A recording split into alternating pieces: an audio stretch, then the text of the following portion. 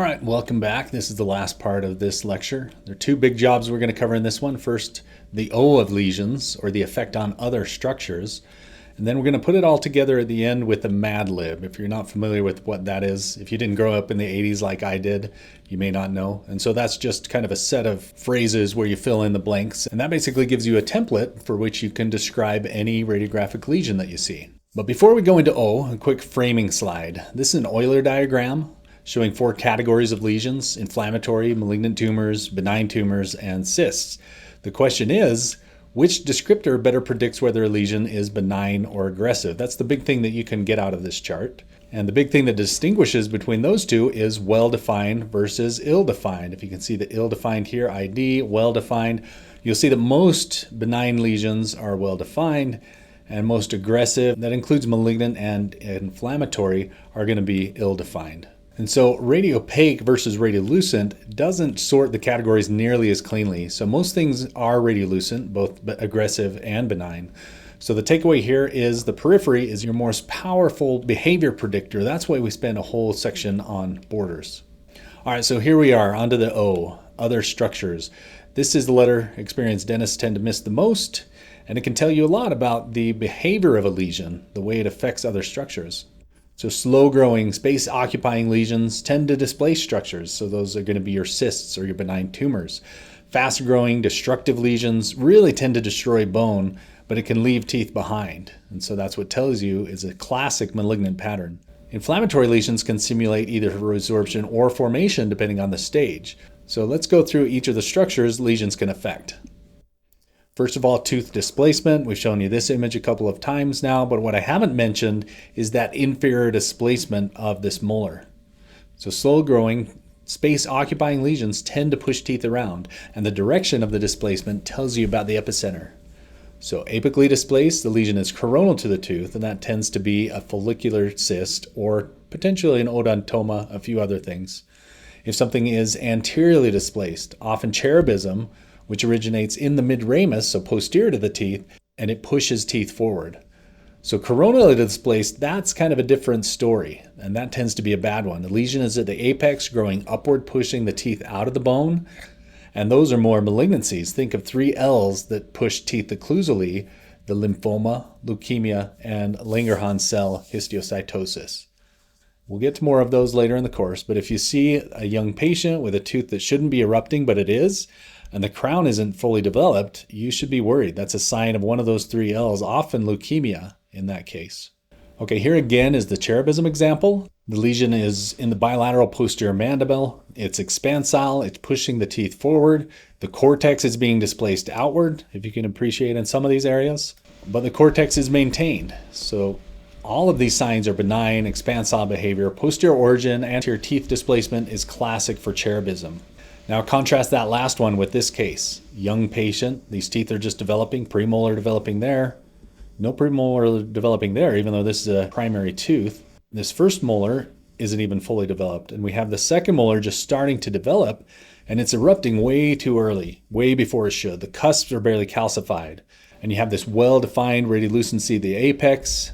This is a bad sign. This is classic, one of the classic appearances of leukemia. The malignant cells are growing in the apical region and pushing the tooth coronally. All right, what about tooth resorption? I've shown you this several times now, but what I haven't mentioned still is resorption of this tooth, and the pattern is really important for this. Notice that the pattern of resorption is well defined and it's curved and it kind of follows the structure of this lesion. That's classic for more benign type of resorption. Whereas malignant resorption, if it does resorb roots of teeth, it's more irregular. Remember we said malignancy tends to destroy bone more first, but if it does resorb root, usually it's around the periphery, and that can leave spike-shaped roots or sometimes somewhat irregular shaped roots. And so it's a very different pattern of resorption between benign and malignant. All right, what about PDL space widening? And there's different patterns of PDL space widening as well. If it's very uniform PDL space widening, as we see here with these arrows point, this is a common presentation with orthodontics. You see this patient is in braces, and as the teeth are moving around, the PDL space on one side tends to widen as the tooth is moving through the bone. And so that's more of a benign type of PDL space widening. It may be related to trauma in some cases. You get some inflammation inside the PDL space of a tooth, and that'll cause that more uniform PDL space widening, as opposed to this next one, which, see how this is not at all uniform? Here you see a nice uniform PDL space, but down here it starts to widen. Then you get back to more normal, and on this side it's more wide over here. And so this is your irregular PDL space widening. And this is a very bad sign. This is a sign typically of malignancy. In fact, even more so than inflammatory, because inflammatory, just talked about, can widen PDL space. And so if you're not sure if it's malignant or an inflammatory process, and you see this irregular pattern of PDL space widening, that's a classic sign for malignancy. So be very aware of this sign. And this was a case of lymphoma. All right, let's talk about displacement of the inferior alveolar canal and the mental foramen. So it's kind of hard to see where the canal is. This is a lateral oblique view, which we won't see that often. But you can see the canal, it stays relatively close to the root outlines. And the mandible, the mandibular body and ramus are somewhat expanded here. And so this looks like it's displacing the tooth superiorly. And that is a classic sign of fibrous dysplasia. Almost unique, although I have seen some instances of other things that do that. But fibrous dysplasia is the ones that is really known to displace the canal superiorly, and one of the only things. All right, I've shown you this one before, and we talked about how it looked like it came from within the canal, and it's widening the canal from within. It's maintaining these well-defined corticated borders, so hopefully you're thinking benign. And what did we say about when it comes from within the canal like this? We said, well, what are the tissues within the canal? It's neural or vascular. And so this is a benign neural or vascular tumor, and this one looks like a schwannoma. And contrast this with that last one. You get canal space widening, but it's a little more irregular. I still would argue that it's well defined, but you do have a little bit of this irregular pattern. And so very different, this one from that one. And this more irregular pattern is more of a sign of something malignant. And malignancies like to follow the path of least resistance, just like what I showed you with the PDL spaces, as it's causing irregular PDL space widening. Once those cells start to get into either a PDL space or a vascular structure or a neurovascular structure, as we see here, it expands along that neurovascular structure and destroys bone around it, maybe somewhere more proximal or somewhere more distal. And this was a squamous cell carcinoma. And I've shown you this one already. We talked about the sclerotic border. We talked about the ill-defined border of it. But now I'm just showing you that this occurs because of effect on another structure. It's the infection here at the apices that cause this bone to become opaque and sclerotic and have that ill-defined border.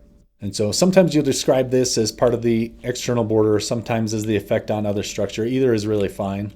And then let's talk about the effect on the cortex of bone. We can see how the cortex is being expanded, but it's growing slow enough that the bone is able to lay down additional cortical bone around the periphery. And so that's a very benign feature, but that's the effect on the surrounding bone.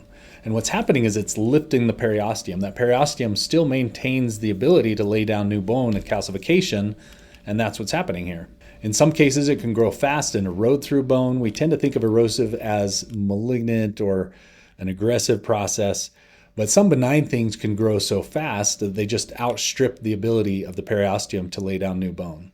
In this case, this was a radicular cyst, just a periapical cyst that comes from an infected tooth here. All right, and what about this one? The shape of expansion really matters.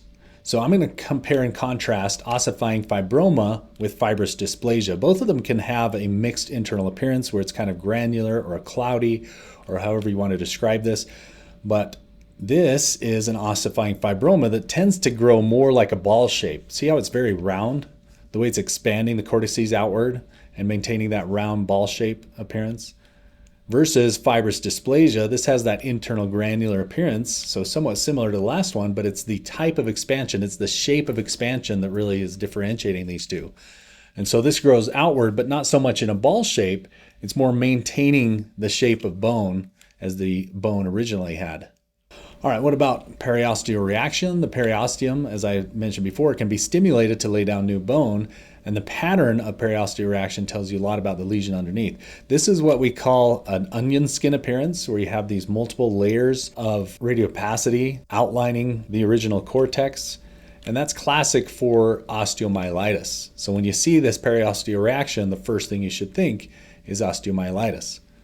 The lesion undergoes alternating acute and chronic stages. When it has acute inflammatory products, it lifts the periosteum out, and then it starts going to the chronic stage. So maybe that active infection settles down, and while it's in the chronic stage, the periosteum is able to lay down that calcification again. And then it may undergo the acute stage again and lift the periosteum again, and that's how you can get these multiple layers of periosteal reaction. So onion skin, it can be seen in things other than osteomyelitis, less commonly in leukemia and histiocytosis. You may see it in something like Ewing's sarcoma, but I would say by far the first thing you should think with this onion skin appearance is osteomyelitis. And then this shows a different pattern of periosteal reaction, right? Instead of paralleling the bone, it's going at 90 degrees to the bone, and we call that a spiculated or a sunburst appearance. And that one is a lot more specific for osteosarcoma. There are a few other things that can do it. Of course, chondrosarcoma looks just like osteosarcoma, but it's also seen in the metastases that tend to lay down more bone, and those are the gender-specific ones, so your prostate and breast metastases. Also, in some cases in hemangioma, you'll see that. Bottom line on periosteal reactions, when you see one, think either inflammatory or malignant. If there's a known source of infection, if it's that onion skin, then it's probably going to be inflammatory and osteomyelitis. If there's no known source, then be worried. Hemangioma is the benign exception to those, but again, you need to be worried about hemangioma because that's a proliferation of blood vessels. And if you cut into one of those, it's going to bleed profusely. And so it's still a worrisome lesion. All right, let's talk a little bit about destroying structures. This is really destroying the bone, and benign or malignant things can be destructive. Benign things tend to press things around, but it can grow so fast that it's destroying bone and things around it, so it doesn't necessarily mean malignant. So what do you think about this one here? Does it have a well-defined or ill-defined border? In this case, a lot of it looks ill-defined. Here I think we're seeing part of the border of the nasal cavity, but this is just so destructive, I'm pretty worried that this is probably going to be a malignancy. And contrast this one with the previous one. Is it destroying bone? Is it eroding the roots of the teeth? Yeah, it's doing both, but does this look more like a benign or malignant process? Look at the borders. Do you see that it's well defined and corticated here? Also look at the pattern of resorption. Do you see how it's kind of smoothly resorbing these roots, and it's following the outline of the lesion, kind of maintaining that smoothly curved border? And so this one to me looks like it's probably a medulloblastoma. Again, we'll get to specifics later. And so very different from this one where it was destructive and had more of an irregular or ill-defined pattern. All right, just another thought question for you. You see a lesion that's very expansive and it's causing separation, actual physical separation of teeth. Do you think that sounds more like something benign or aggressive / malignant? Well, remember we said malignant things really tend to resorb bone, leave teeth alone. If something's pushing teeth apart bodily, really think something more benign, maybe a cyst, but even more likely if it's separating teeth apart, there's probably some substance to it. And so that's going to be more likely to be a benign tumor. Although I have seen cysts do that as well, so I wouldn't rule those out. All right, this is the lesions description summary. I'll put together in one slide. We don't have to go over everything, but you can use this as a reference when you're describing a lesion.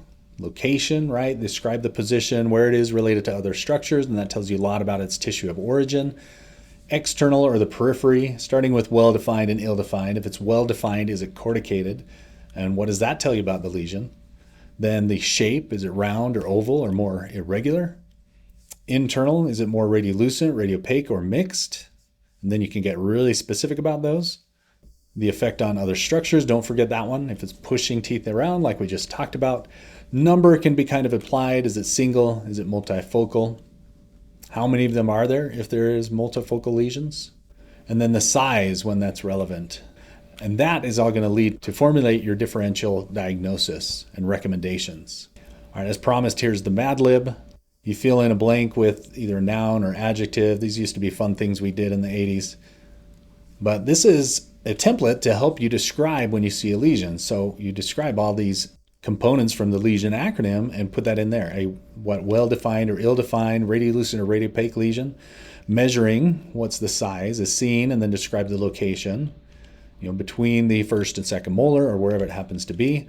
The Internal structure, you can describe it further if applicable. If it's completely radiolucent or radiopaque, then you can leave that sentence out. But if it's mixed and it has that multilocular soap bubble, get as descriptive as you can here. And that'll help you get to the differential. And then we get to the last one, describing the effect on other structures. The lesion, what does it do? Does it resorb roots? Does it displace the canal, the sinuses? Does it displace teeth? Describe all those things. And then the next paragraph is going to be your impression or recommendation. This appears to represent you can talk about category, a benign odontogenic tumor or cyst, for example, and most consistent with what? An OKC, odontogenic keratocyst, ameloblastoma, could also represent ameloblastoma, dentigerous cyst, whatever belongs on the differential, that's where you put here. And it's recommended too, if it's some benign thing, but it's definitely a cyst or benign tumor, it probably needs to be surgically excised. And when you do that, you always want to get a histopathological diagnosis, and so biopsied. All right, so that's it for principles of interpretation. We covered why it matters, the lesions framework, location, borders, shape and size, internal structure, and finally effect on other structures. So every video going forward, we're going to assume you have this framework, and we're going to use that to make sure we describe everything about a lesion. And so everything goes back to this structure in our lesions acronym. See you on the next one. Thanks.